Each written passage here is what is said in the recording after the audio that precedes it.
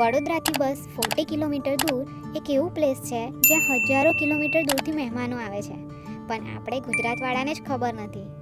Imagine કરો, સાઇબેરિયામાંથી ઉડીને આવતા બર્ડ્સ, યુરોપથી આવતા માઇગ્રેટરી મહેમાનો અને આ બધા એક નાના ગામમાં ઉતરે છે. પણ સવાલ એ છે કે આખિર વઢવાનામાં એવું તો શું છે કે દુનિયાભરના બર્ડ્સ દર વર્ષે અહીંયા પાછા આવી જાય છે. તો ચલો મિત્રો, આજે આપણે નીકળી ગયા છે વડોદરાથી અને ડેસ્ટિનેશન છે વઢવાના બર્ડ સેન્ચ્યુરી. વડોદરાથી ડભોઈ અને ડભોઈથી વઢવાના બસ 40 થી 50 કિલોમીટરનો સફર છે.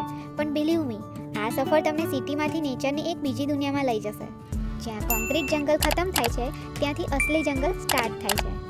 રસ્તામાં તમે જોયા કરો ને એવા ખેતરો, શાંત હવા, ઓલ્ડ ગુજરાત વાઇબ્સ, અને ધીમે ધીમે તમે ફીલ કરશો કે તમે સિટીમાંથી ડિસ્કનેક્ટ થઈ રહ્યા છો.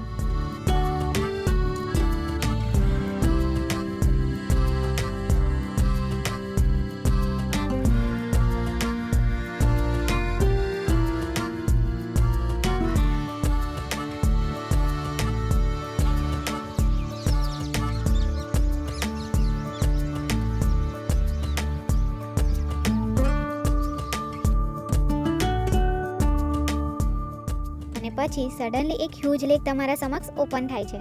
સિરિયસલી, ફર્સ્ટ લુકમાં તમે બિલીવ જ નહીં કરો કે આ ગુજરાતમાં છે. 2 કિલોમીટર રેડિયસનું આ મેસિવ લેક અને એના આસપાસના watch towers. Hello, welcome back to my YouTube channel. I am Achi Patel, your travel host and દોસ્ત. અને આજે અમે લોકો આવ્યા છે વઢવાના બર્ડ સેન્ચ્યુરી. સવારના 8 વાગ્યા છે, પણ જોઈએ છે હવે બર્ડ્સ દેખાય છે કે નહીં. Let's see. તો આ આપણા વડોદરાથી 50 કિલોમીટર દૂર આવેલું છે. અહીંયા લોકો મોર્નિંગ્સમાં વધારે આવતા હોય છે અને બર્ડ્સ પણ તમે જ્યારે મોર્નિંગ ટાઈમમાં આવો ત્યારે વધારે સ્પોટ થતા હોય છે. અને આ જગ્યા આવીને તમે તમારા ફ્રેન્ડ્સ એન્ડ ફેમિલી સાથે આવીને ગ્રુપ ટૂર પણ કરી શકો છો. પિકનિક જેવું, વન ડે પિકનિક જેવું પણ કરી શકો છો. અને અહીંયા તમે મોર્નિંગ વોક પણ કરી શકો છો, કેમ કે અહીંયા પટ્ટો ખાસો એવો મોટો છે. પ્લસ તમે અહીંયા આવો તો તમારી સાથે વોટર બોટલ અને કંઈ ખાવાનું પણ કેરી કરીને આવો. પણ હા, કચરો ના ફેંકતા. અને બીજી વસ્તુ કે આની અંદર હું થોડા વર્ષો પહેલાં આવી હતી ત્યારે મગર પણ હતો, તો પ્લીઝ તમે આવો તો પાણીમાં ના જતા. બાકી તમે અહીંયા પટ્ટા પર મોર્નિંગ વોક કરી શકો છો, બર્ડ્સ જોઈ શકો છો, સારો એવો ટાઈમ પાસ કરી શકો છો. પણ આ લેક ખાસ કેમ છે? કારણ કે આ બસ લેક નથી, migratory બર્ડ્સનું international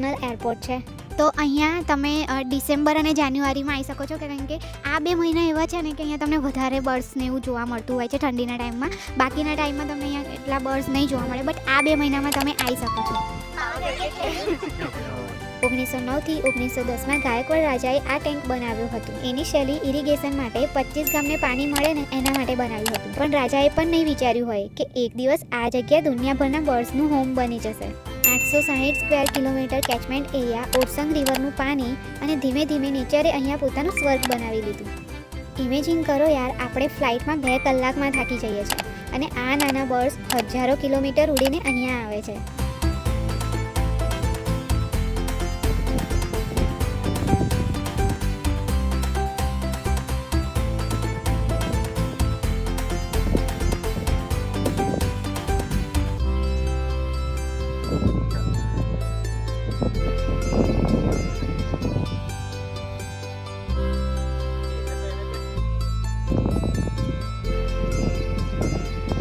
every 1 કિલોમીટરે watch tower પણ છે. તમે ઉપરથી લેકનો વ્યૂ પણ એન્જોય કરી શકો છો. જ્યારે તમે ફર્સ્ટ ટેલિસ્કોપમાં બર્ડને ક્લોઝઅપમાં જોવો છો ને, ત્યારે અંદરનો ફોટોગ્રાફર તમારો ઓટોમેટિકલી જાગી જાય છે.